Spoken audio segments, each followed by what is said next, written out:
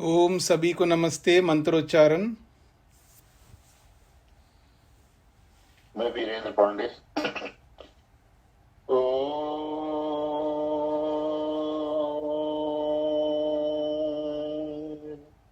सहनावतु सहनौ भुनक्तु सह वीर्यं करवावहै तेजस्विनावधीतमस्तु मा विद्विषावहै। ओम शांति शांति शांति। वेदांत दर्शन की कक्षा संख्या 185 है। चौथे अध्याय का प्रथम पाद चल रहा है। इसके 7वें सूत्र से लेकर 11वें सूत्र तक हमने विचार किया है। 7वां सूत्र है आसीनः संभवात्।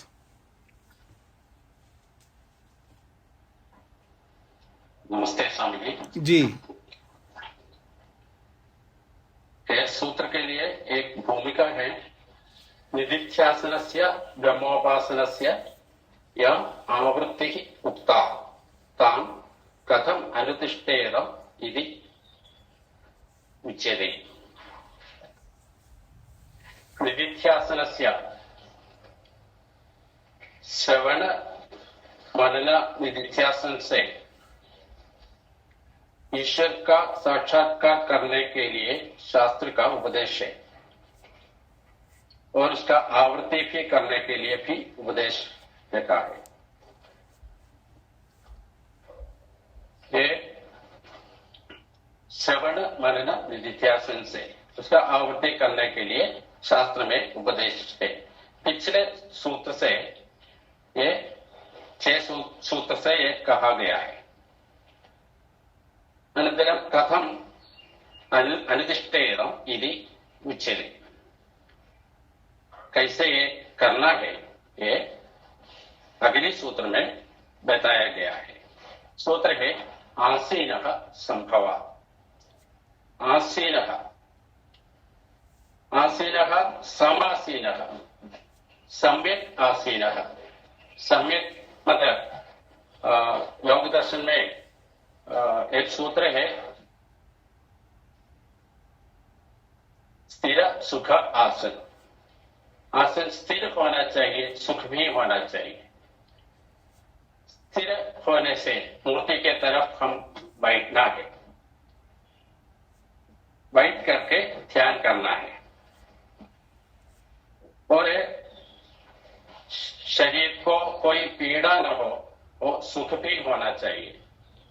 मतलब शरीर में कोई पीड़ा देर बैठ सकता है, देर बैठना है, ये आसन सिद्धि बोलता है। इसके लिए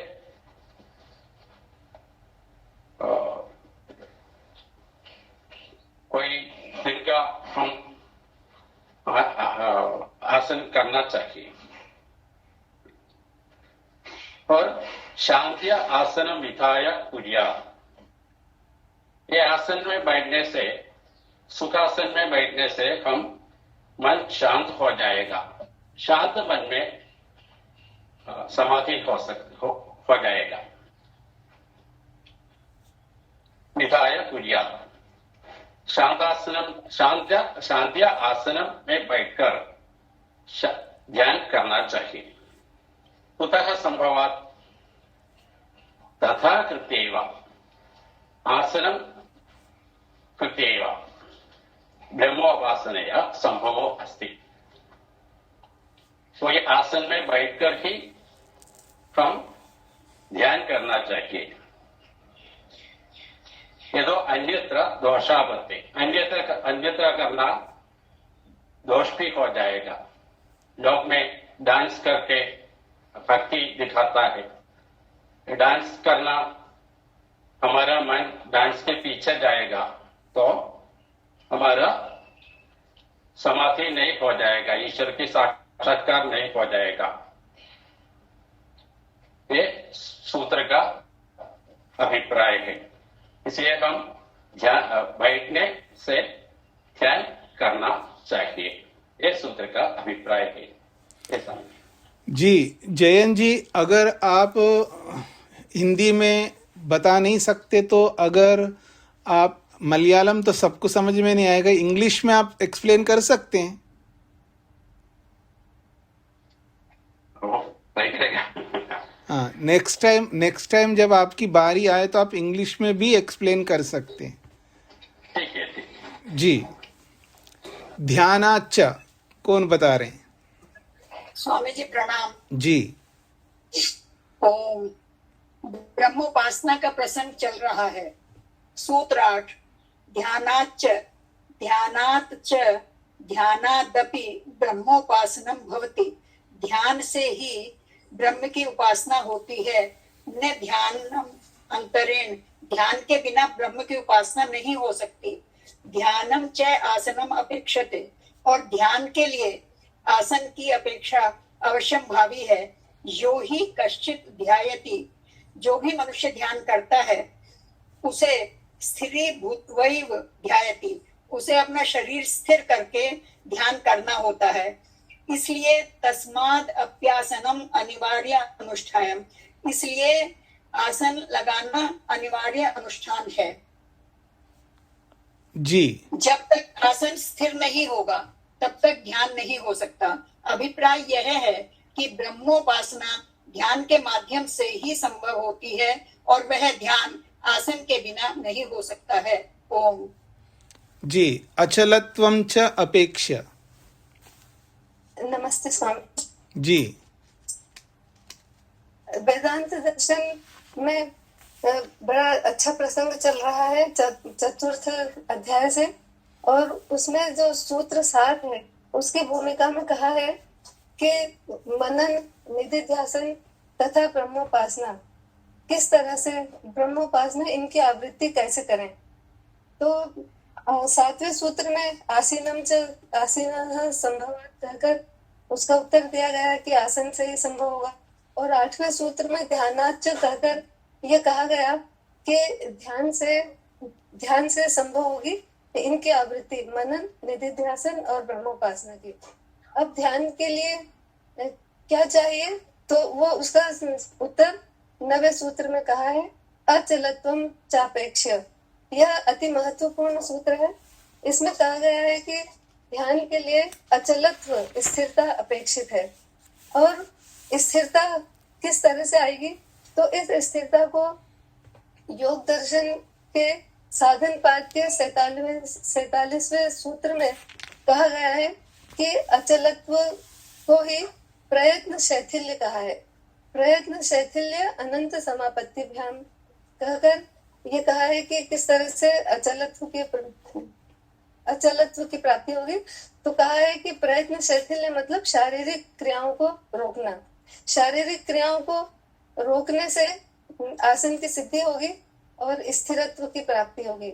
और अनंत समापत्तिभ्याम, अनंत परमात्मा में मन को लगाने से, एक तो शारीरिक बाह्य क्रियाओं को रोकने, और अनंत परमात्मा जो शारीरिक जिसमें गति नहीं है, ऐसे परमात्मा को ध्यान करने से, मन को लगाने से इस अचलत्व की स्थिरता की सिद्धि होती है।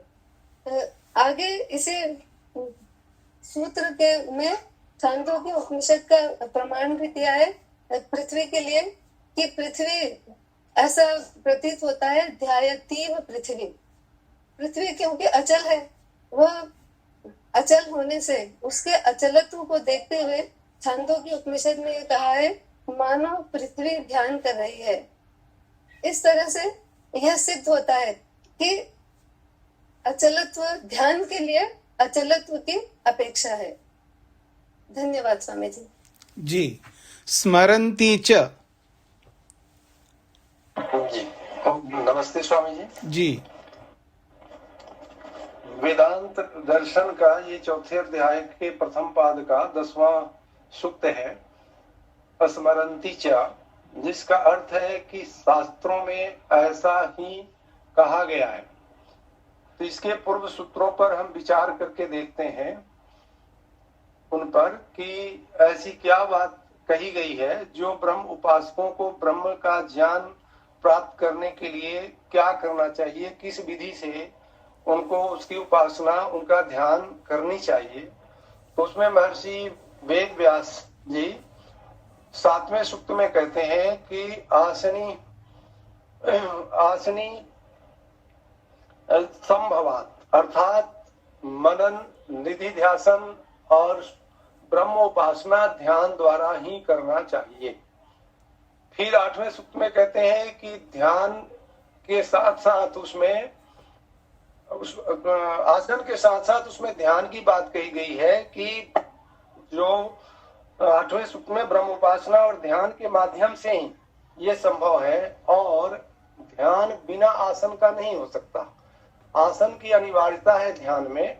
और फिर यहाँ पर ध्यान की गंभीरता के लिए 9वें सूक्त में कहते हैं कि अचलत्वम और स्थिरत्वम की बात करते हैं कि उसके साथ लेकर के हम ध्यान कर सकते हैं कि स्थिरत्व होना चाहिए, अचलत्व होना चाहिए, और साथ ही जैसे पृथ्वी स्थिर है वैसा हमारा शरीर की शिथिलता होनी चाहिए। शरीर की चेष्टाओं को रोक करके मन को अनंत परमेश्वर में लगाकर ध्यान करना चाहिए। अब इसमें 10वां सूक्त स्मरंती च में शास्त्रों में और स्मृतियों में आचार्यों ने एक निर्णय दिया कि ध्यान के लिए, ब्रह्म उपासना के लिए आसन लगाना चाहिए। इस तरह से इसकी पुष्टि में महर्षि वेदव्यास जी गीता के एक सूक्त देते हैं, शुचौ देशे प्रतिष्ठाप्य का करके, कि जहाँ शुद्ध और पवित्र स्थान है वहाँ स्थिर बैठ करके हमें ध्यान करना चाहिए। और इसका जो सूत्रार्थ है वहां पर भी शास्त्रों में आचार्यों का यही मत है कि आत्मा परमात्मा के दर्शन के लिए ध्यान, आसन हमें लगाना चाहिए। जी स्वामी जी। 7वां सूत्र क्या है, बोलना एक बार 7वें सूत्र को। आसीना संभवात। हाँ, तो पहले कुछ और ही बता रहे थे, और इनको वो तो आसनी संभवात। हाँ, आसनी नहीं है, वो आसीना है। आसीना संभवात। हाँ, आसीना है, आसनी नहीं है। और सूक्त नहीं बोलना है, सूत्र, सूत्र है, ये सूत्र है। अच्छा, इसको सूत्र बोलेंगे। हाँ जी, अभी दर्शन समाप्त होने को आ रहा है और अभी आपको पता नहीं लग रहा है कि ये सूत्र है या सूक्त है। जी, तो 11वां सूत्र है, यत्र एकाग्रता तत्र अविशेषात्। जी स्वामी जी नमस्ते जी। ब्रह्म उपासना का एक महत्वपूर्ण प्रकरण चल रहा है। आसन की महत्ता पूर्व सूत्रों में बताई जा चुकी है। अब उससे आगे बढ़कर एक व्यवहारिक पक्ष प्रस्तुत किया जाता है कि हम कहाँ आसन बैठकर, किस स्थान पर बैठकर, किस आसन पर बैठकर ब्रह्म उपासना करें। तो ये 11वां सूत्र में बताते हैं, यत्र एकाग्रता तत् अविशेषात्। यत्र एकाग्रता तत् अविशेषात्। जिस स्थान पर बैठकर मन की एकाग्रता बने, सुगमता रहे, उसी स्थान पर आसन लगाकर ब्रह्म उपासना करनी चाहिए। प्रश्न होता क्यों अविशेषा? कहीं विशेष उल्लेख तो है नहीं, कोई विशेष नियम भी नहीं है कि इसी आसन में बैठो, इसी आसन में।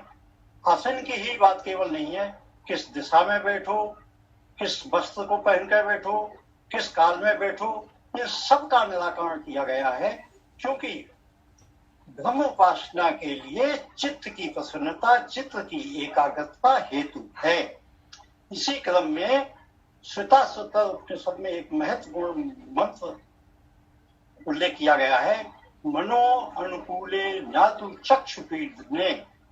मन की अनुकूलता महत्वपूर्ण है। चक्षु को पीड़ा देने वाले, चक्षु एक उपलक्षण मात्र है। मन की सहजता रहे, इंद्रियों में किसी प्रकार का कष्ट ना हो, अर्थात उबड़ खाबड़ स्थान ना हो, शोरगुल वाला स्थान ना हो, बहुत ज्यादा चकाचौंध वाला स्थान ना हो। इसी को सांख्य दर्शन में कहा है, ना स्थान नियमश्च चित्त प्रसाद। चित्त की प्रसन्नता के लिए चित्त की प्रसन्नता के लिए स्थान का कोई नियम नहीं है।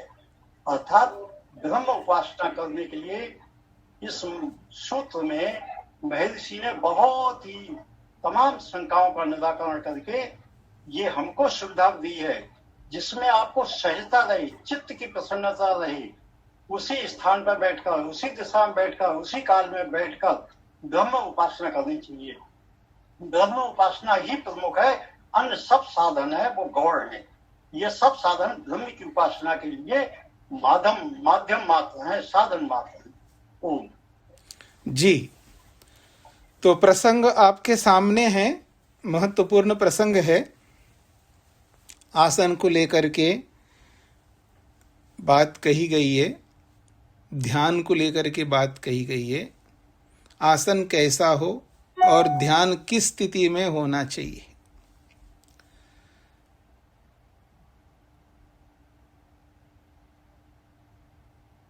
परमात्मा अचल है, ध्रुव है, स्थिर है, हिलता डुलता नहीं है, आता जाता नहीं है, गति नहीं करता।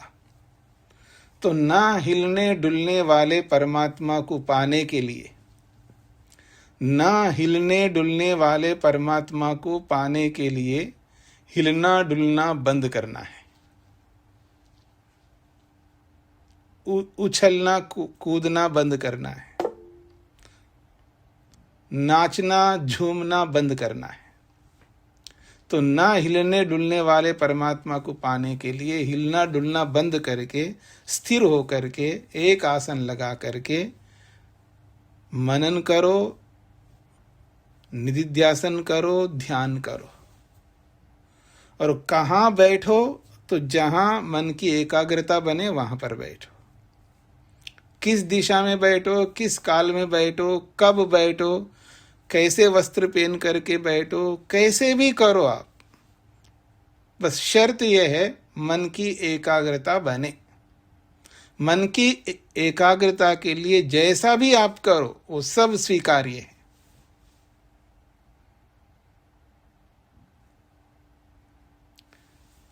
हाँ जी, अजीत जी को क्या कहना है।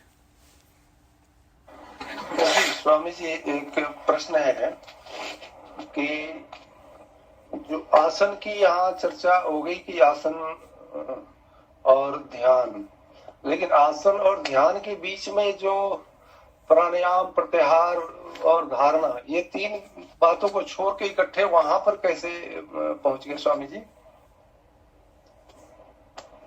नहीं, छोड़ना, यहाँ छोड़ने की बात थोड़ी हो रही है। प्रश्न ये है कि परमात्मा का ध्यान कैसे करे, का मतलब आसन लगा के करो, ये बोला गया। इसका ये तात्पर्य नहीं कि प्राणायाम मत करो, प्रत्याहार मत करो, धारणा मत करो, ये थोड़ा इसका तात्पर्य है। प्रसंग ये है कि भगवान का ध्यान कैसे करूं, तो कहना बैठ करके करो, स्थिर होकर के करो। एक सामान्य कथन है जी।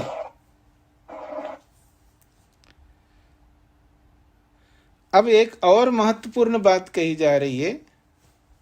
ब्रह्मोपासनम अर्थात ब्रह्म ध्यानम व कियंतम कालम आयुषी खलु आवर्तयेत इति जिज्ञासायाम उच्यते। ये जो ब्रह्म का ध्यान करना है, ब्रह्म की उपासना करनी है, कियंतम कालम, कितने समय तक करनी चाहिए। समय का निर्धारण क्या है, मतलब कितना देर करूं तो ब्रह्म का ध्यान माना जाएगा। और एक बात है, अब ध्यान रोज करूं तो कब तक करूं, कोई सीमा तो बनाई है ना कि भाई आप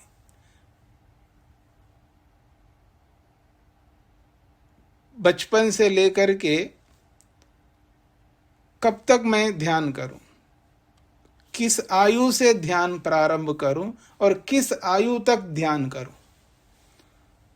प्रश्न तो उपस्थित हो सकता है ना, मतलब ध्यान करना अनिवार्य है तो किस आयु से करना अनिवार्य है। और किस आयु तक करना अनिवार्य है? ये बहुत बड़ा प्रश्न है। और दूसरी बात है, कितना देर तक मैं ध्यान करूं?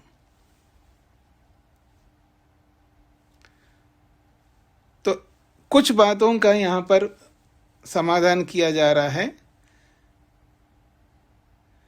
ब्रह्मोपासनम अर्थात ब्रह्म ध्यानम व, ये दोनों का एक ही तात्पर्य, ब्रह्मोपासनम कहो ब्रह्म ध्यान कहो, कियंतम कालम, कितने काल तक करूं, एक बात। और आयुषी, कितने समय तक, कितने काल तक या कितनी आयु तक। कियंतम कालम या आयुषी, कितनी उम्र तक। आवर्तयेत, ध्यान करूं। इति जिज्ञासायाम, इस जिज्ञासा में उच्यते, उत्तर दिया जा रहा है। आप्रायणात् तत्रापि दृष्टम, आप्रायणात् तत्रापि दृष्टम। आप्रायणात्, प्रायणम का अर्थ होता है मरणम। प्रायणम अर्थात मरणम, अर्थात मरणांतम, यावत् जीवनम ब्रह्मोपासनम आवर्तयेत। प्रायणम पर्यंतम, जब तक मरते नहीं हो तब तक आपको ब्रह्म की उपासना करनी है, अनिवार्य है। कोई छुटकारा नहीं है, कोई यहाँ पर नागा नहीं है। यावत जीवनम, जब तक जीवित रहे तो तब तक ब्रह्मोपासना करना चाहिए। और रही बात किस अवस्था से, किस आयु से ब्रह्म की उपासना करना प्रारंभ करना चाहिए, जब से होश में आते हो तब से करो। होश में नहीं है, जैसे 1 साल का बच्चा, 2 साल का बच्चा, 3 साल का बच्चा, उसको होश ही नहीं है, उसको एहसास ही नहीं है कि मैं क्या हूं। लेकिन जैसे ही होश में आता है 5 साल का बच्चा, तो 5 साल के बच्चे से ही आपको ध्यान करना प्रारंभ करना है।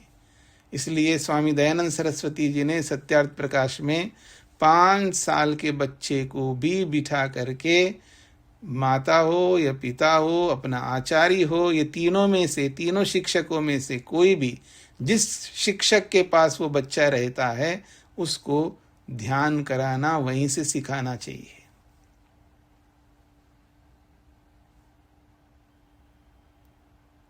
और आप में से बहुत सारे दादा लोग होंगे, दादियां होंगे, अपने पोते पोतियों को, किसी को गायत्री मंत्र बुलवा करके बड़े खुश होते हैं।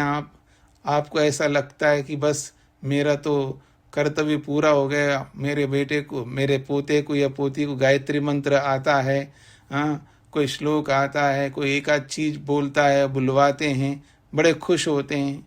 इतने से काम नहीं चलेगा।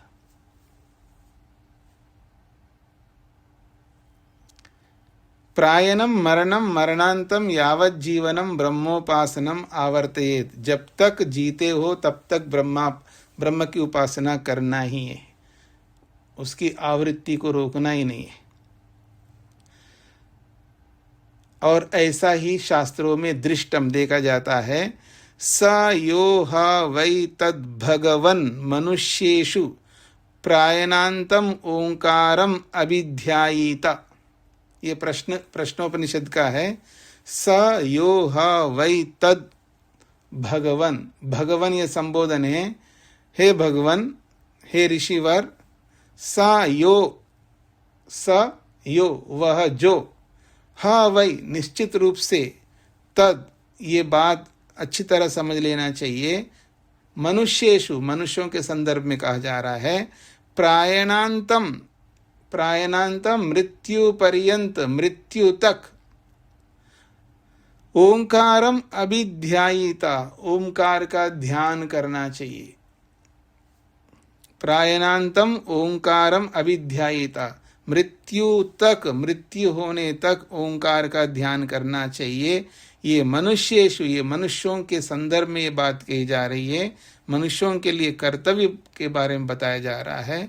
भगवान, हे भगवान, ये ऋषिवर, ये बात समझ लीजिएगा। स यो ह वै तद, तद ये बात सह यो, सह यह, जो वह व्यक्ति, जो कोई भी मनुष्य है, वो मनुष्य प्रायणांतम मृत्यु पर्यंत ओंकार का ध्यान करना चाहिए। छांदोग्य का एक और प्रमाण दे रहे हैं, स खलु एवं वर्तयन यावद आयुषम ब्रह्मलोकम अभिसंपद्यते। स खलु एवं वर्तयन, वह यह मनुष्य, वह यह साधक, एवं वर्तयन, इस प्रकार का ब्रह्म की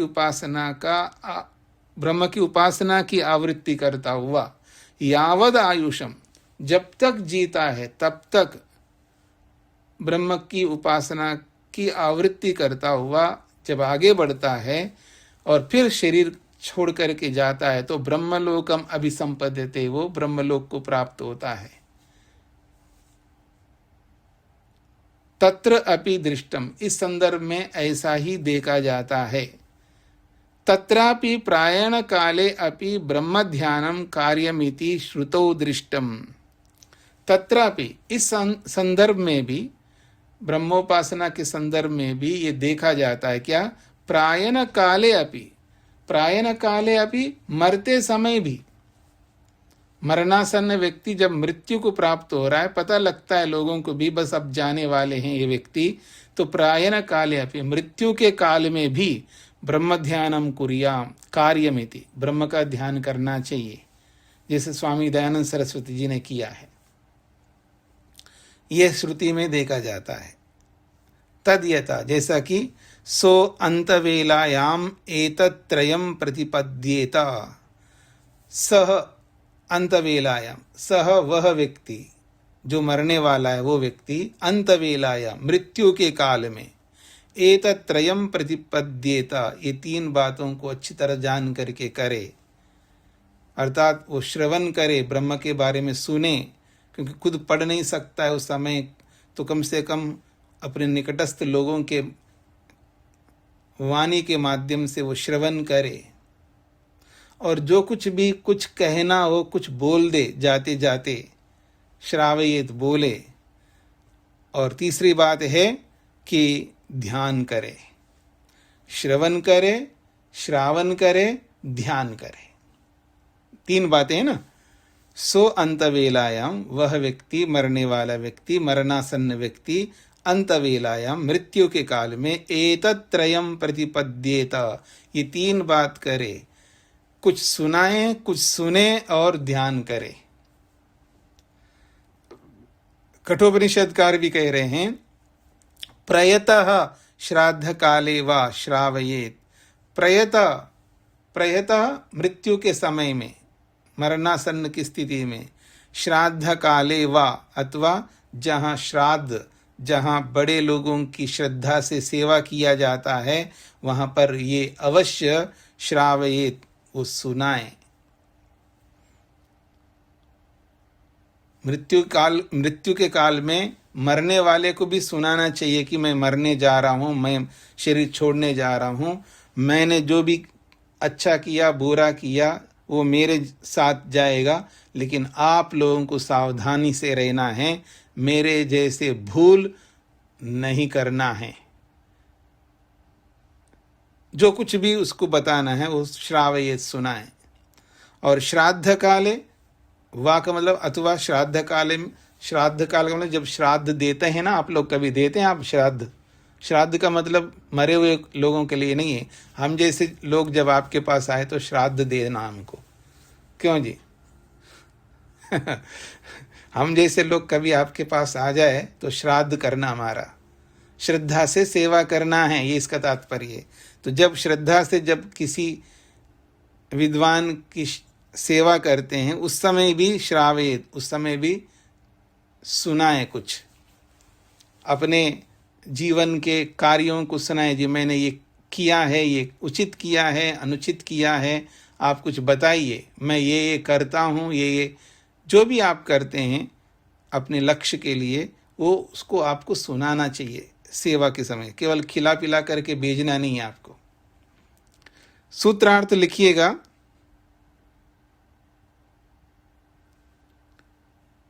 मृत्यु पर्यंत ब्रह्मोपासना करनी चाहिए। मृत्यु पर्यंत ब्रह्मोपासना करनी चाहिए।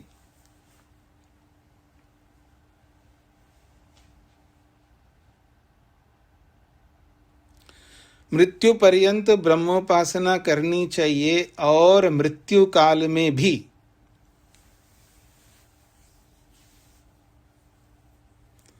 और मृत्यु काल में भी ब्रह्म स्मरण, ब्रह्म श्रावण और ब्रह्म ध्यान, 3 बातें हैं ना। और मृत्यु काल में भी ब्रह्म श्रवण, ब्रह्म श्रावण और ब्रह्म ध्यान की चर्चा शास्त्रों में देखी जाती है।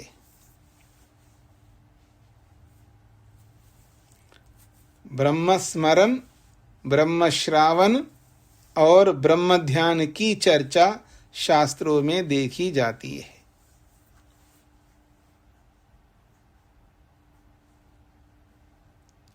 मृत्यु पर्यंत ब्रह्मोपासना करनी चाहिए और मृत्यु काल में भी ब्रह्म स्मरण, ब्रह्म श्रावण और ब्रह्म ध्यान की चर्चा शास्त्रों में देखी जाती है। तद अधिगम उत्तर पूर्वाघयोः अश्लेष विनाशौ तद व्यपदेशात्। तद अधिगमः, अधिगम लिखा है ना, इसका संधि विच्छेद करेंगे तो तद अधिगमे होगा। तद अधिगमे उत्तर पूर्वाघयोः अश्लेष विनाशौ तद व्यपदेशात्। तद अधिगमे को खोल रहे हैं, उपासनाभ्यासेन सति ब्रह्माधिगमे। उपासनाभ्यासेन, उपासना का अभ्यास कर लेने से, ब्रह्मोपासना ब्रह्म ध्यान का अभ्यास कर लेने से, ब्रह्माधिगमे सति, ब्रह्म की प्राप्ति हो जाने पर, जो व्यक्ति उपासना का अभ्यास करता है, उस उपासना के अभ्यास से ब्रह्म अधिगमे सति, ब्रह्म की प्राप्ति हो जाने पर, उत्तर पूर्वाघयोः अश्लेष विनाशौ। देखिए सूत्र के शब्दों को समझने का प्रयत्न करना। उत्तर और पूर्व, उसके बाद है अघ। द्विवचन में अघ कहते हैं पाप को, और द्विवचन में अघयोः। अघयोः षष्ठी विभक्ति का द्विवचन है, पापों के। अश्लेष विनाशौ,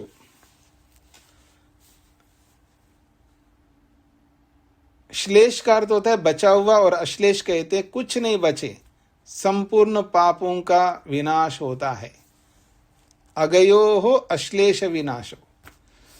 खैर, इसको खोल के समझा रहे हैं भाष्यकार, समझने का प्रयत्न करिएगा।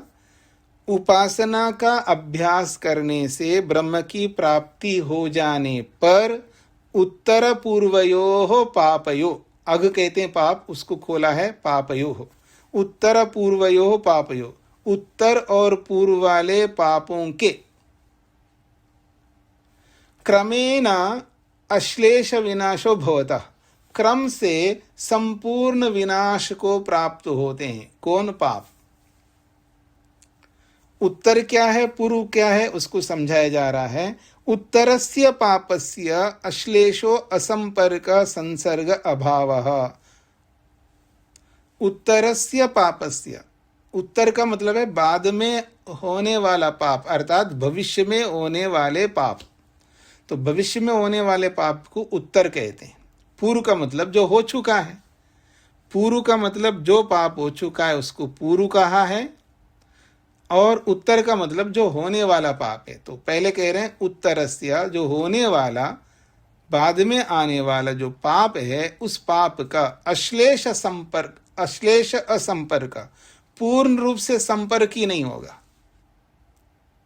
जब ब्रह्मोपासना कर करके ब्रह्म की प्राप्ति कर लिया है तो अब बाद में अर्थात भविष्य में पाप के साथ संपर्क नहीं होता है। अश्लेष असंपर्क, पूर्ण रूप से पाप के साथ संपर्क नहीं होगा। उसी असंपर्क को खोला है संसर्ग अभावः, अर्थात पाप के साथ कोई संसर्ग कोई संपर्क नहीं होगा। एक बात। फिर पूर्वस्य पापस्य विनाश, जो पूर्व किया हुआ जो पाप है उसका विनाश हो जाएगा। अर्थात पाप विनाश नहीं होगा, जो पाप तो किया है उस पाप के जो संस्कार है उन संस्कारों का विनाश होगा। अर्थात पाप के जो संस्कार बनाए हैं उनको समाप्त किया जाएगा। पकड़ में आ रहा है जी? ये शुरू से आपको बताया जा रहा है कि किए हुए कर्म निष्फल नहीं होते हैं, किए हुए कर्मों का जो संस्कार है उसको हम निष्फल कर सकते हैं, ताकि वो संस्कार हमें आगे भविष्य में पीड़ा नहीं दे सकते जब उसको नाश कर दिया। जब संस्कार ही नहीं है तो आप पाप में प्रवृत्ति नहीं हो पाएंगे। आज कोई व्यक्ति पाप में प्रवृत्त इसलिए होता है क्योंकि उसके संस्कार है पाप के। हमारे सबके जीवन में जितने भी हमने पाप किए होंगे उन सारे के सारे पापों के संस्कार बने हुए हैं। वही संस्कार हमें परेशान करते हैं दोबारा उस पाप को करने के लिए। अब वो संस्कार ही नहीं रहेंगे, कारण ब्रह्म की प्राप्ति हो गई। तो ब्रह्म को प्राप्त करने पर ज्ञानाग्नि से उन संस्कारों को नष्ट कर देता है। उसी को कहा है वैराग्य, विवेक। योग दर्शन में आपने पढ़ा है ना, क्लेश जो है वो 5 प्रकार से रहते हैं। उदार अवस्था में रहते हैं, विच्छिन्न अवस्था में रहते हैं, और उदार अवस्था में, विच्छिन्न अवस्था में, तनु अवस्था में, और एक प्रसुप्त अवस्था। ये 4 अवस्था है। और 5वीं अवस्था है योगी की, जिसको दग्ध बीज अवस्था कहते हैं। तो ये जो दग्ध बीज है अर्थात जला दिया जाता है उन संस्कारों को, उन पाप के संस्कारों को। तो यहाँ पर पूर्वस्य पापस्य विनाश का मतलब है पूर्व किए हुए पाप के जो संस्कार है उनका विनाश हो जाता है। तत्र उत्तरस्य पापस्य तो संसर्ग अभाव, जो उत्तर वाला अर्थात भविष्य में होने वाला जो पाप है उस पाप का तो संसर्ग अभाव, उनका संपर्क ही नहीं होगा। यद उत्तरस्मिन् काले पापकर्म प्रवृत्तिर न भवति, जो कि उत्तर काल में अर्थात भविष्यत काल में पाप कर्म की प्रवृत्ति ही नहीं होती है। ब्रह्मोपासकस्य लब्धव्यत्वात् ज्ञानेन निर्मलत्वात्, क्यों बाद में भविष्यत में उस व्यक्ति के जीवन में पाप की प्रवृत्ति क्यों नहीं होती है? तो स्पष्ट कर रहे हैं, ब्रह्मोपासकस्य, जो ब्रह्म की उपासना करने वाला व्यक्ति है उस ब्रह्मोपासक को लब्धव्यत्वात्, लब्धव्यत्वात् का मतलब है प्राप्त करने योग्य को प्राप्त कर लेने से, प्राप्तम प्रापनीयम होने से, जो प्राप्त करना था उसको प्राप्त कर लिया है। इसलिए उस व्यक्ति का ज्ञान जो है, विवेक जो है निर्मल होने से, जिसका विवेक जिसका ज्ञान निर्मल होता है वही व्यक्ति भविष्यत में पाप नहीं कर पाता है। हमारा ज्ञान बहुत है पर वो निर्मल नहीं है, पवित्र नहीं है। हमारे ज्ञान में अविद्या भरी हुई है, ऐसा घुल मिल गया है मिथ्या ज्ञान और सत्य ज्ञान दोनों, कि हमें अलग करना नहीं आता है। क्षीर नीर विवेकी नहीं होते हम लोग, हंस नहीं बनते हम लोग। हंस जो होता है ना, हंस, बड़े लोगों के साथ में एक शब्द लिखा जाता है, उनको उपाधि दी जाती है, परमहंस परिव्राजकाचार्य स्वामी दयानंद सरस्वती। परमहंस, हंसों में भी हंस, परमहंस। हंस कहते हैं विवेकी व्यक्ति को।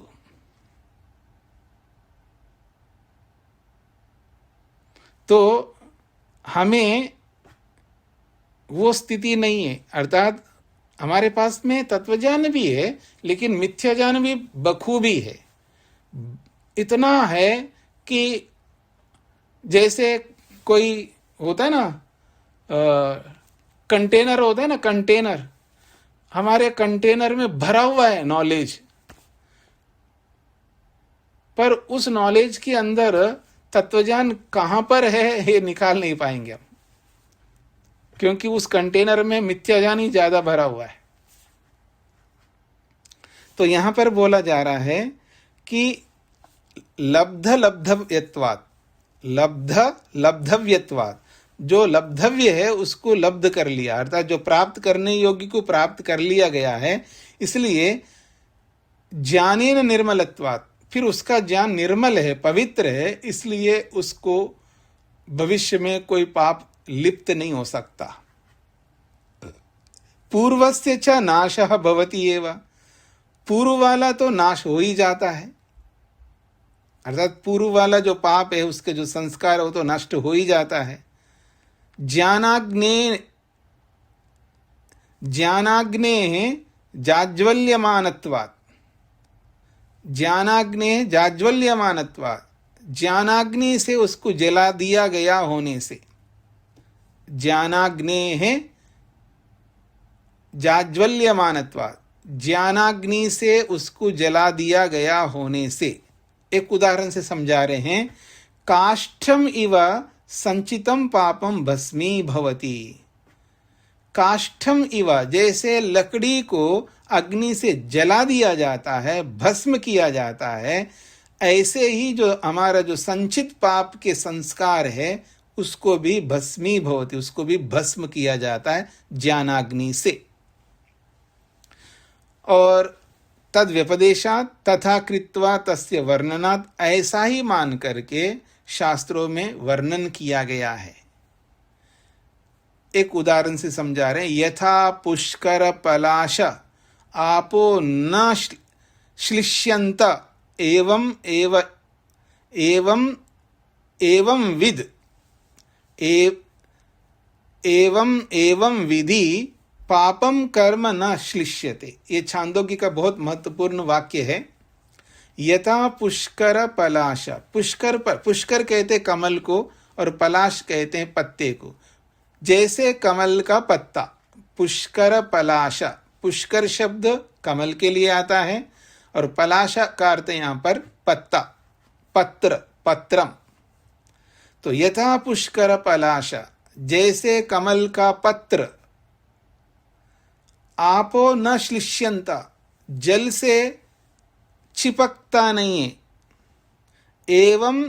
एवं विधि, ठीक इसी प्रकार से एवं विधि, ऐसा जानने वाले उस योगी को या उस योगी में पापम कर्म न श्लिष्यते, पाप कर्म उसके साथ भी नहीं चिपकता, अर्थात वो पाप कर्म नहीं कर सकता, वो पाप कर्म को स्थान नहीं देता है। वो जैसे पुष्कर का पत्र, कमल पत्र पानी से स्पर्श, पानी में रहता हुआ पानी से चिपकता नहीं है, अर्थात पानी को अपने साथ जोड़ के नहीं रखता, वो अलग ही रखता है। पुष्कर पत्र क्या भगवान ने बनाए देखिएगा।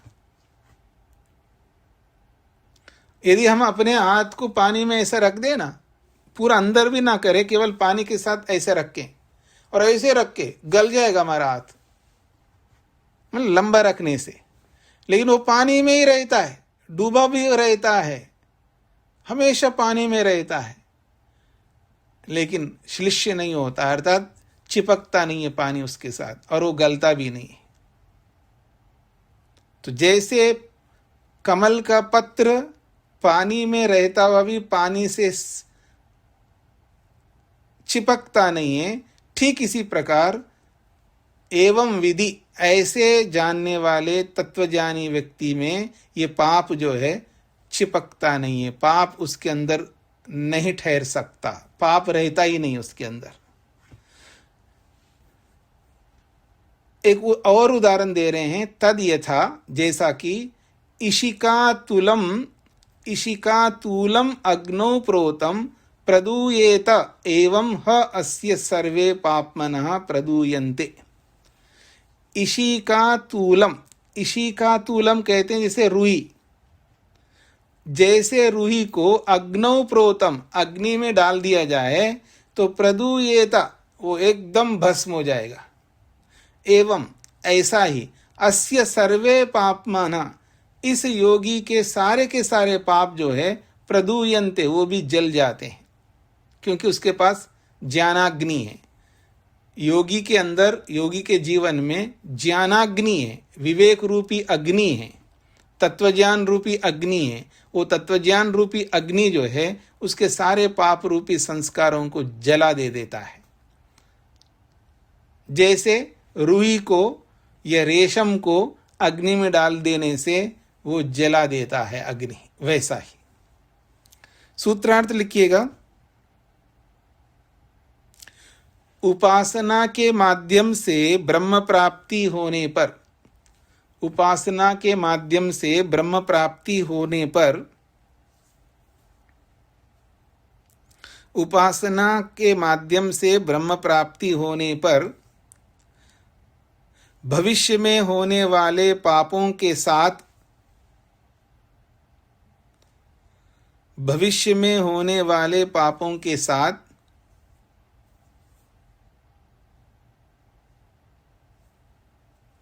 भविष्य में होने वाले पापों के साथ संलिप्त नहीं होता है। भविष्य में होने वाले पापों के साथ संलिप्त नहीं होता है।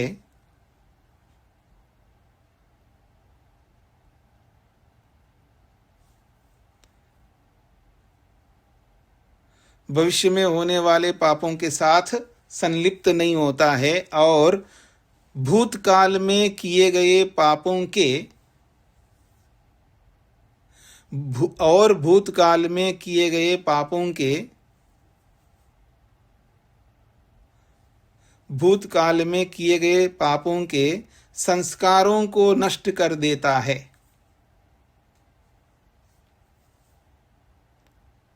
संस्कारों को नष्ट कर देता है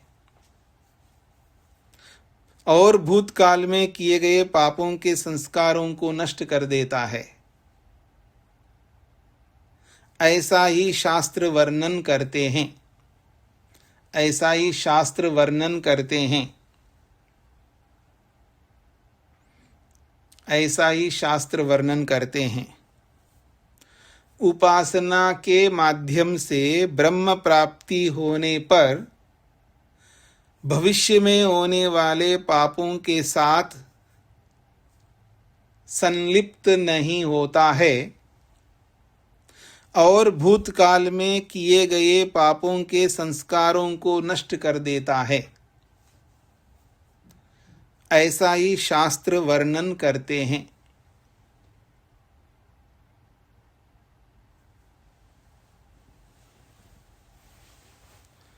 हाँ जी, वर्मा जी को क्या कहना है?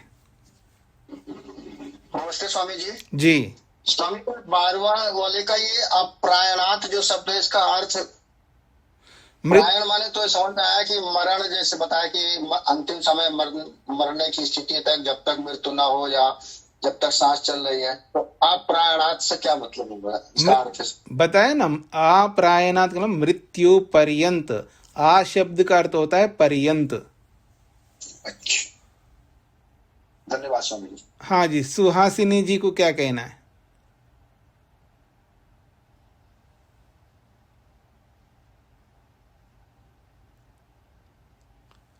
हाँ जी, मैं आगे बढ़ रहा हूं। 14वां सूत्र है, इतरस्य अपि एवं असंश्लेषः पातेतु। इतरस्य अपि एवं असंश्लेषः पातेतु। इतरस्य अपि एवं असंश्लेषः पातेतु तद व्यपदेशात् इति अनुवर्तते। 13वें सूत्र में तद व्यपदेशात् शब्द जो है आया है, उसको इस सूत्र में अनुवृत्ति के रूप में लिया गया है, अर्थात अव्यपदेशात् को इस सूत्र के साथ जोड़ दिया जाता है। इतरस्य, पापाद इतरस्य, इतरस्य का मतलब पाप से भिन्न। इतरस्य को खोला है पापाद इतरस्य, पाप से भिन्न अर्थात पुण्य।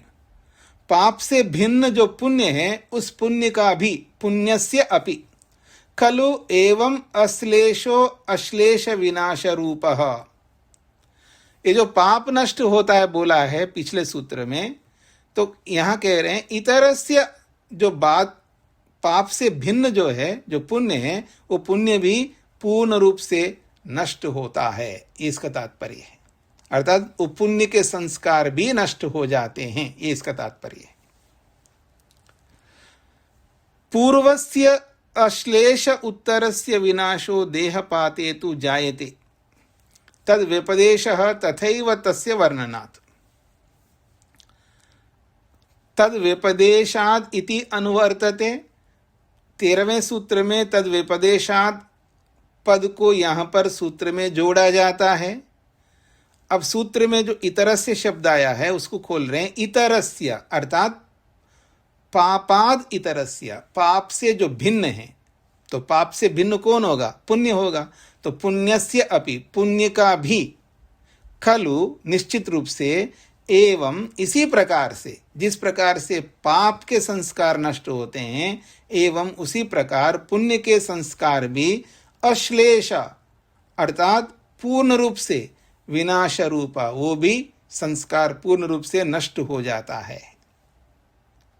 पूर्वस्य अश्लेष उत्तरस्य विनाशो देहपाते तु जायते। पूर्वस्य अश्लेष उत्तरस्य विनाश, पूर्व वाले तो जो पूर्व किए हुए पाप, तो पूर्व किए हुए जो पुण्य हैं वो पूर्ण रूप से वो भी नष्ट हो जाते हैं संस्कार उसके। और उत्तरस्य, और आगे भविष्य में होने वाले जो पाप और पुण्य हैं उसके भी विनाश, वो भी नष्ट हो जाते हैं, अर्थात वो करेंगे ही नहीं उनको। देह पाते तो जायते, जब शरीर छोड़ देता है योगी तब तो होना ही होना है। तद व्यपदेशा, सूत्र में जो तद व्यपदेशा को लाके जोड़ा है तो उसको समझा रहे हैं। तथैव तस्य वर्णनात्, वैसा ही शास्त्रों में वर्णन है। जैसे पाप के विषय में वर्णन है शास्त्रों में, वैसे ही पुण्य के रूप में भी वर्णन है। क्या है वर्णन? क्षीयन्ते चास्य कर्माणि तस्मिन् दृष्टे परावरे। तस्मिन् दृष्टे परावरे, उस पर और अवर रूपी परमात्मा को देख लिए जाने पर। पर अवर का मतलब है पर को भी जानता है, अवर को भी जानता है, अर्थात सर्वज्ञ है, त्रिकालज्ञ है, सब कुछ जानने वाले उस परमात्मा को देख लेने पर अस्य कर्माणि क्षीयन्ते, उसके सारे कर्म चाहे पूर्व वाले हैं चाहे भविष्य वाले, सब के सब समाप्त हो जाते हैं। मुंडककार ने बोला है और बृहदारण्यक बोल रहा है, उभे ऊह एव एषा एते तरति न एनं कृता कृते तपतः। उभे ऊह एव एषा, ऊ और ह ये निश्चित अर्थ को बता रहे हैं। ऊह निश्चित रूप से, एषा यह जो है, उभे एते ये दोनों प्रकार के, पूर्व के भी और बाद के भी, ये दोनों को वो निश्चित रूप से समाप्त करता है। तरति, इन दोनों को समाप्त करके तरति वो तर जाता है, इस भवसागर से तर जाता है।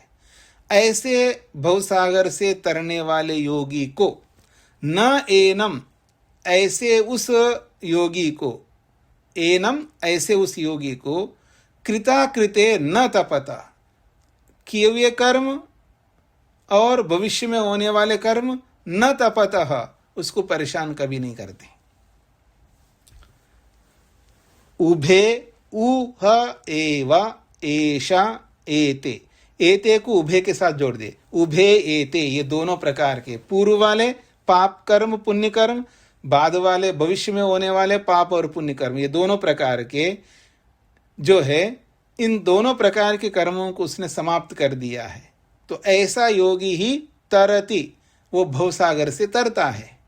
फिर कहा न एनम कृता कृते तपता, एनम ऐसे उस भवसागर को तरे हुए योगी को, कृता कृते जो आपने किया है पूर्व कर्म, जो आपको करना है भविष्य में अकृत, कृत और अकृत, कृत का मतलब भूतकाल का, अकृत का मतलब भविष्यत काल का, ये दोनों प्रकार के पाप हो या चाहे पुण्य हो, न तपता, उसको तपते नहीं है, अर्थात उसको परेशान नहीं करते, उसको दुखी नहीं करते।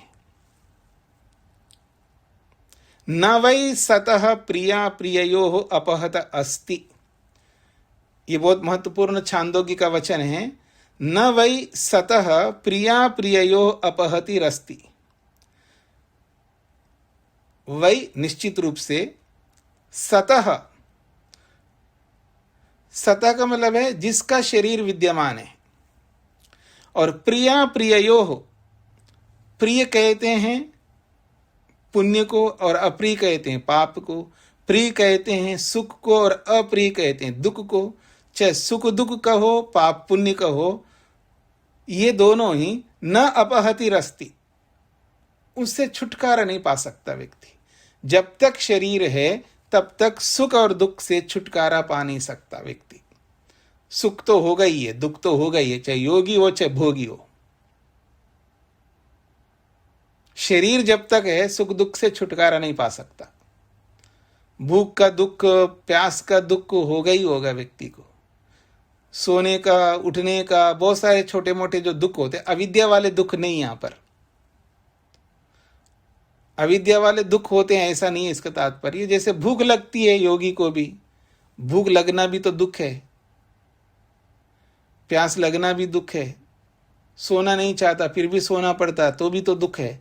इस तरह के दुख और इस तरह के जो भी सुख है उससे छुटकारा योगी को भी नहीं मिल सकता, क्योंकि सतह उसका शरीर विद्यमान है। लेकिन इसका उल्टा देखो, अशरीरम, जिसके पास शरीर ही नहीं है, अशरीरम वाव संतम न प्रिया प्रिय स्पृशता, अशरीरम वाव, वाव निश्चित रूप से अशरीरम, जब उसके पास शरीर ही नहीं है तो अशरीरम वाव संतम, बिना शरीर वाले योगी को, बिना शरीर वाले योगी रूपी आत्मा को प्रिया प्रिय न स्पृशता, फिर उसको सुख दुख कोई परेशान नहीं कर सकते, क्योंकि अभी मुक्त हो गया है। मुक्त व्यक्ति को सुख दुख परेशान नहीं करते। शरीर पातानंतरम ब्रह्मोपासकस्य पुण्यम अपि क्षयम गच्छति, शरीर पातानंतरम, जब शरीर छूट गया योगी का, ऐसे ब्रह्मोपासक योगी के पुण्यमपि क्षयम गच्छति, उसका पुण्य भी समाप्त हो जाता है, अर्थात उस पुण्य के संस्कार भी समाप्त हो जाते हैं, ये इसका तात्पर्य है। हाँ जी, सूत्रार्थ लिखिएगा। जिस प्रकार योगी पाप से नहीं लिप्त होता, जिस प्रकार योगी पाप से लिप्त नहीं होता, जिस प्रकार से योगी पाप से लिप्त नहीं होता, जिस प्रकार योगी पाप से लिप्त नहीं होता, उसी प्रकार पुण्य से भी नहीं होता है। जिस प्रकार योगी पाप से लिप्त नहीं होता, उसी प्रकार पुण्य से भी नहीं होता है।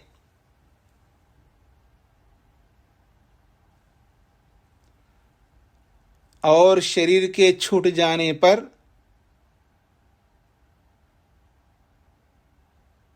और शरीर के छूट जाने पर, और शरीर के छूट जाने पर पाप और पुण्य दोनों से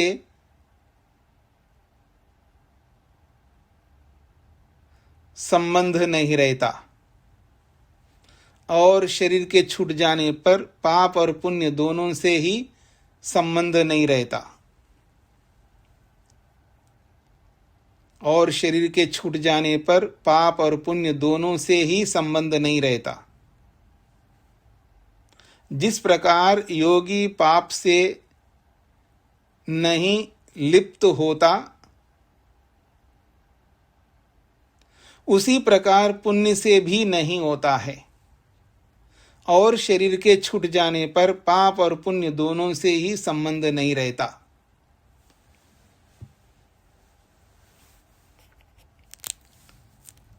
हाँ जी, राजगोपाल जी को क्या कहना है? जी आचार्य। आचार्य जी, यहाँ पर आप श्लेष शब्द का अर्थ पूर्ण इस अर्थ से किए, नहीं तो क्या श्लेष श्लेष? श्लेष का अर्थ होता है बचा हुआ और अश्लेष कहते हैं संपूर्ण। अच्छा, हौसले संपूर्ण किए थे। जी। जी आचार्य। अभी यहाँ जो द्वेवेश एक ही शब्द था यहाँ पर, ये वेश। अच्छा, ये वेश, ठीक है आचार्य। शकुंतला जी को क्या कहना है? नमस्ते स्वामी जी। जी स्वामी जी, ये 13वें सूत्र में जो छांदोग्य का वचन है जी। इसमें एवं एवं विधि, हाँ जी। तो यहाँ एवं एवं 2 बार आया है, इसका क्या तात्पर्य है? एवं तो अलग अव्यय है और एवं विधि जो है ये सप्तम विभक्ति का एक वचन है। एवं विधि ऐसा जानने वाले में। अच्छा, जी जी। एवं वित कहते हैं, एवं वित का अर्थ होता है ऐसा जानने वाला, और एवं विधि ये सप्तम विभक्ति का है। और अगला एवं आया है ये एवं कहो इस प्रकार से एवं, ठीक है जी, समझ में आ गया है। नमस्ते जी। जी जी। जय नारायण जी। नमस्ते स्वामी जी। पाप और पुण्य का बात हुआ, निष्काम कर्म तो क्या क्या हो जाएगा? वो तो निष्काम कर्म तो मुक्ति को देने वाले होते हैं ना, वो तो मुक्ति को दे गए तो समाप्त हो जाएंगे, समाप्त हो जाएगा। मुक्ति को दे करके ही समाप्त होंगे। जी जी। ठीक है। ओम शांति शांति शांति ही। कल कक्षा होगी